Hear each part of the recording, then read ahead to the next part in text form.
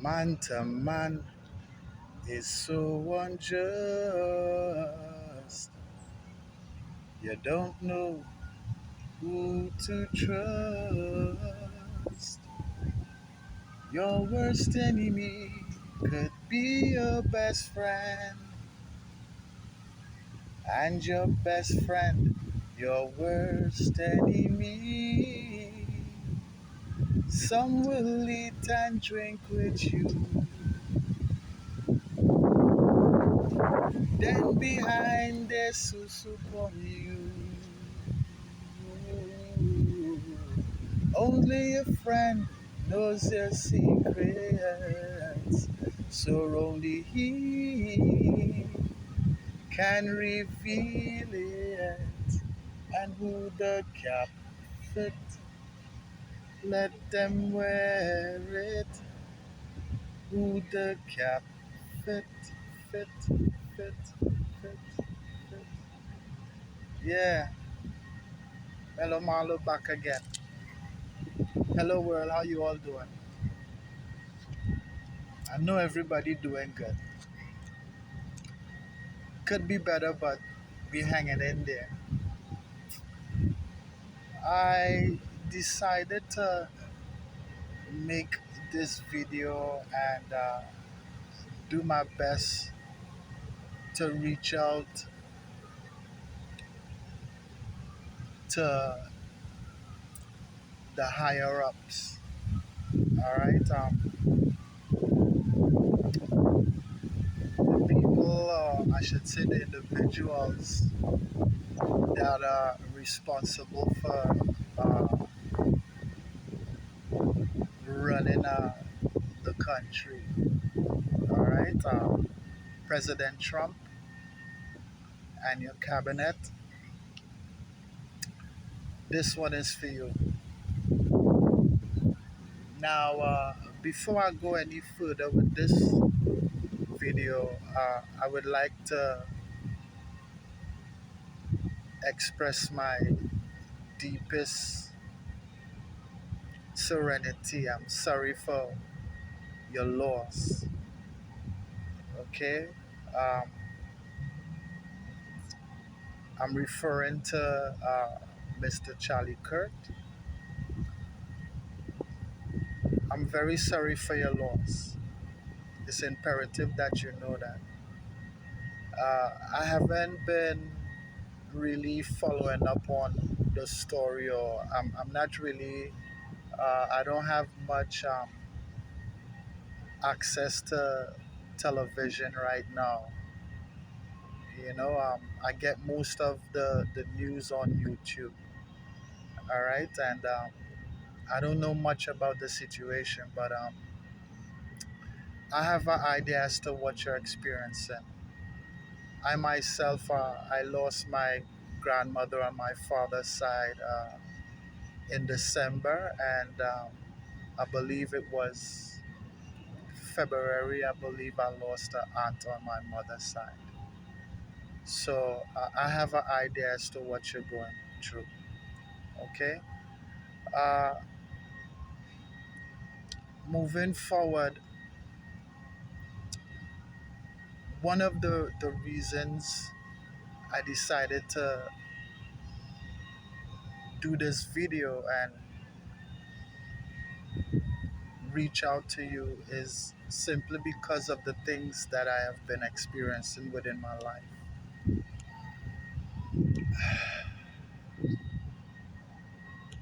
I am a singer songwriter with material in the Library of Congress for over 20, maybe 30 years. And I'm also a licensed real estate broker for at least 15 to 20 years. However, as a result of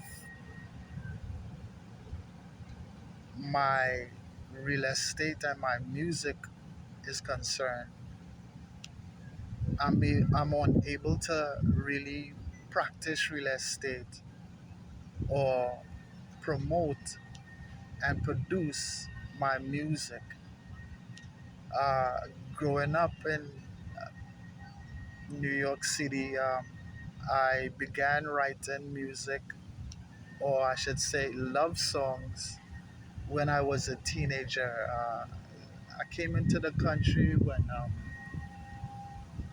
1988, 1989. I started high school in February of 1989. And as a result of the losing my grandmother on my mother's side, I wrote a song called Feelings. And all my classmates, they told me it was a good song and I should copyright it.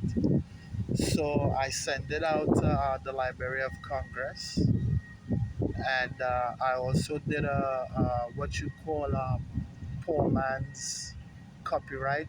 You mail it back to yourself. Um, Over the years, I won a recording contract, and based on the mechanics in the contract, I never really endorsed it. It was more or less, they call it a sell your soul contract. Uh, Everything that I do, any material that I write, it would have been owned by the producer. And if he choose to sell it to somebody for a higher price, he would make a profit, but then I wouldn't be able to profit from his transaction. And as a result of that, I didn't endorse the contract. And well, my mother, she heard my music when I was doing my best to pursue a musical career. And she she took out a, how you say, a life insurance policy, and she kicked me out the house. Keep in mind, I had like what 4 or 5 years into the country, and I really did. I graduated. It was about 6 months after I graduated high school, and I met a friend that was a classmate in high school, and the goal was to go to North Carolina and do a few shows and come back. But then when I got there, he wanted me to sell drugs, and I told him no. I don't want to be selling no drugs. My grandmother told me stay away from drugs and violence and stuff like that. So the fact that that was one of the last things my grandmother on my mother's side told me, I did my best to uphold her wishes, you know? And, well, I wasn't aware of certain things about my family. And as a result of that, um, I fell into bad company, so called. And I ended up getting injured, and I came back home. And when I came back home, I thought everything would have been okay. But whatever happened between my parents, my mother took it out on me. You know, one of the last thing my grandmother on my mother's side told me was, whatever I do, love and respect my mother. And to this day, I've been doing my best to do that. However, excuse me, um, I don't have a good relationship with that lady simply because of the things that she's done to me. I take responsibility for my actions, and I hold myself accountable for everything that I do. However, I originally thought that you write the music, you produce the music, you make the music, and you find a distributor and you let them distribute the music all over the world. However, uh, when I became a citizen in 2016 and I did my best to pursue a musical career, um, it wasn't like that at all. It was different.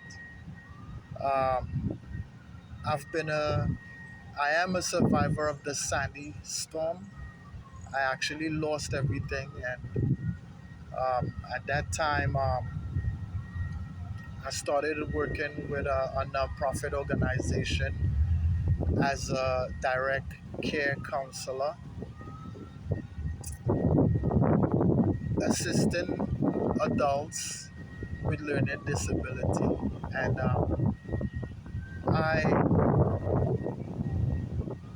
I figured that that's what the the universe wanted me to do, and I did it with pride. I enjoyed doing it. However, when I became a citizen and I did my best to join a band and start producing music, that's when I started getting abused by my coworkers. Okay, I was sexually abused and physically abused by a coworker who was having marital problems at that time. Okay, and I would like to think I healed from the experience, and I would like to think that I'm doing my best to move on.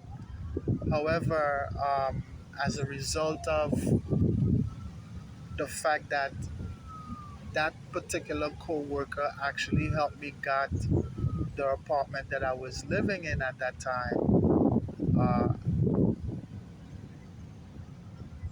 she was a bit upset because I didn't want to uh, help her get one of her cousins to come to the United States by marrying her. And because I didn't do that,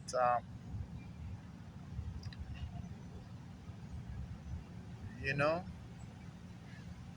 that's how I started getting abused. When I spoke out about it to my employer, I was fired. And I took it to court, but I didn't. The case was dismissed. And once the case was dismissed, I started having issues with my landlord. Now, my landlord was also a nonprofit organization that help the homeless and low income individuals, and also individuals with mental health issue. I remember when I first endorsed the lease, they asked me if I would feel comfortable living in an environment where there are mental health issues individuals and people with drug related problems and stuff like that. And I was like, yeah, I actually work in the mental health field and that's what I do, so I shouldn't have an issue living with them. Most of the time at work we were short staffed, so I would do um, double shifts. On a weekend, I would go to work on Friday and come back on Sunday simply because most of my coworkers had two jobs and they only do one shift. However, with me, I would do two shifts, um, come off the clock, go back on. Two shifts do, and that's what my weekend was from Friday night to Monday morning. You know, if I get short pay, I wouldn't complain. I'm I was grateful that I was actually working. You know, and when I filed the lawsuit against my employer and my coworker in the federal courts, um, my uh, landlord, the director, um, they started more or less manipulating the environment to make me think, well, something is wrong with me. You know, it turned out they filed they filed eviction paperwork against me. However, the paperwork wasn't processed correctly, and because of that, I did my best to fight the case because they were doing things wrong. What I didn't know was they actually had ties to um, the court system, and they were m- more or less manipulating the court system against me. All right. What's the terminology I want to use? Yeah, I'll leave it at that. I'll leave it at that. Anyway, President Trump, I need your assistance. I would like you to look into my situation because what I am experiencing in my life right now, I really don't want anybody to be going through this. However, it's very, very, very traumatic. Okay? Um, Eventually, when I got evicted, I was forced to go into the homeless shelter. All right? And when I got into the homeless shelter, I got transferred out here in the Bronx. I'm actually doing this video in Katona Park. That's one of the park. That's where you came, um, and when you was becoming a president, when you was running for president, you came to this park. All right. The shelter I was staying it was a hotel a few blocks up, two people to the room, and it was very traumatic. One of my roommates was more or less playing with himself. I don't want to say the word; it's a bit, you know. He was playing with himself and watching me taking pictures of me. And when I spoke out on it, um, they told me if I want, I would have to get a doctor's note. And I got the doctor's note. They did nothing, and I ended up getting three doctor's note, and they did nothing. And it's only when I filed the lawsuit against the company that was actually running the um, the shelter, which was also a nonprofit organization that also own and operate mental health facilities. That's when it was things went south. You know, I heard you mention before that New York City courts are one of the most corrupted courts in the world, and I I am here to say that you were right because I wasn't expecting to be going through what I'm going through right now. However, I am.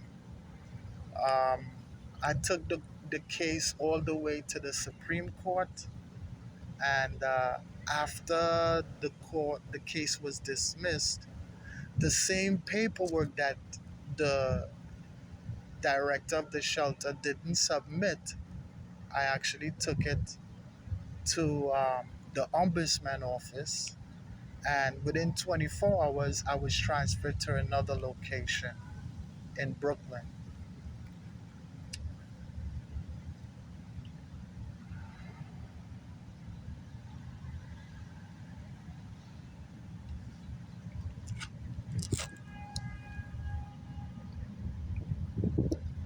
President Trump, I know you said you wanted to help clean up the homeless situation in America, okay? But the things that I am experiencing and what I'm seeing in that shelter in Brooklyn, my gosh, somebody have to do something. Every day there's a ambulance park outside and somebody spazzing out because of this synthetic marijuana thing. Okay? I know the word on the street is I have mental health issue and I'm into drugs. That is not me. Okay? That's not me. However, the environment is extremely toxic and volatile.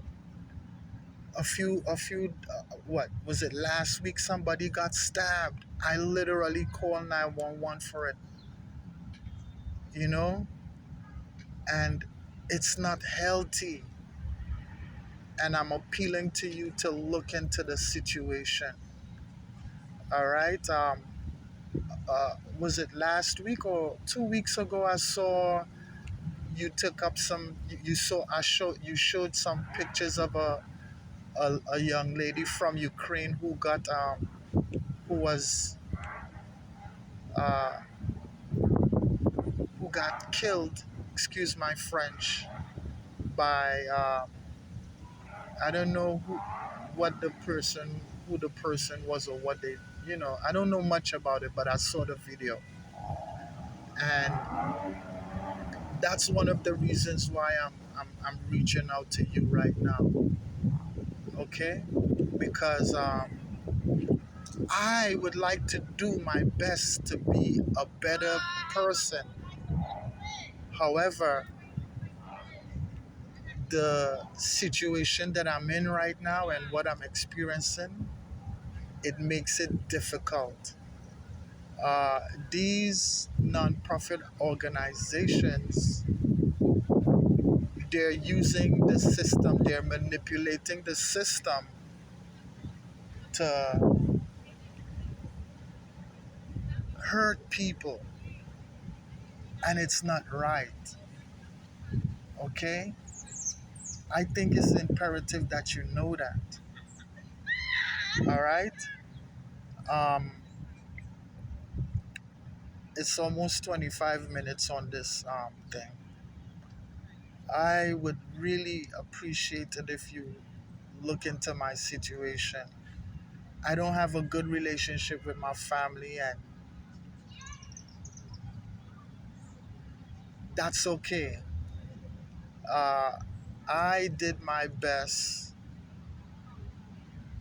to be supportive, but I don't have the support that I need or I wanted from my family. And as a result of the things that they put me through, I tell myself to stay away from them. Staying away from my family helps me maintain a healthy mental health. Food, sleep, and healthy communication and interaction are the basic necessity for a healthy mental health. And by staying away from my family, it helps me in, with my mental health. I have two boys, and I don't have any contact with them simply because of the family issues. Okay? And I would just like to do my best to move forward with my life and do good music and help solve the homeless situation that we experiencing right now. All right. I've seen people go and get their own apartments, and the deal fall through simply because the housing specialist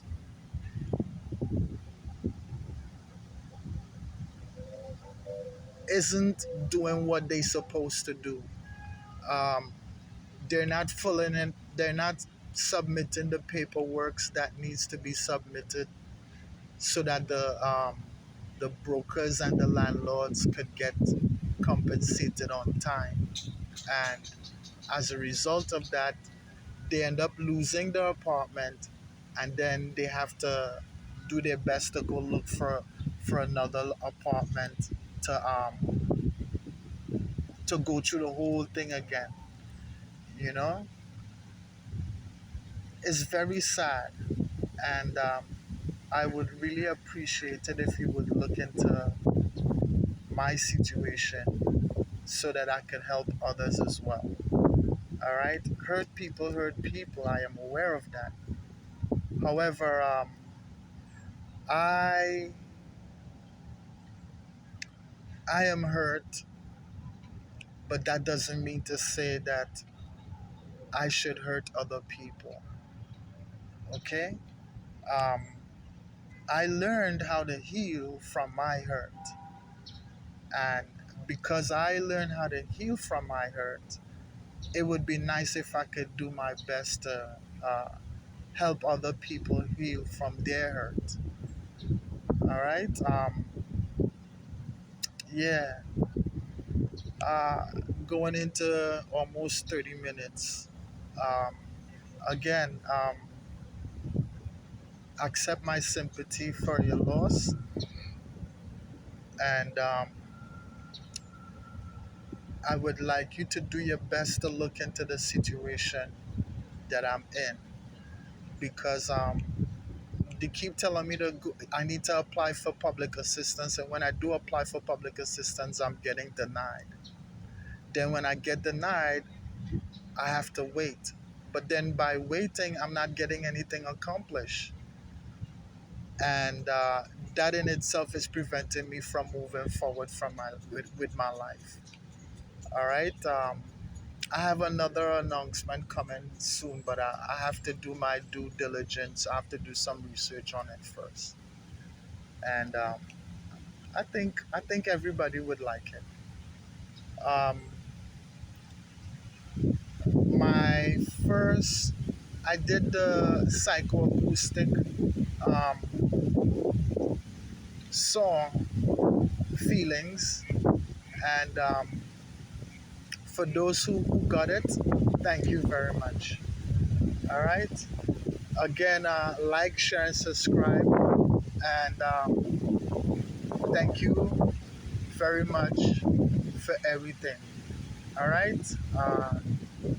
Looking forward to hearing from you guys, and Mr. Trump, please look into my situation and let me know what's going on, because it seems like nobody have the answers to the question I'm asking, and um, it's nothing but gaslighting and manipulation I'm experiencing. All right. Um, yeah, I'm gonna leave it at that. Live on value every day.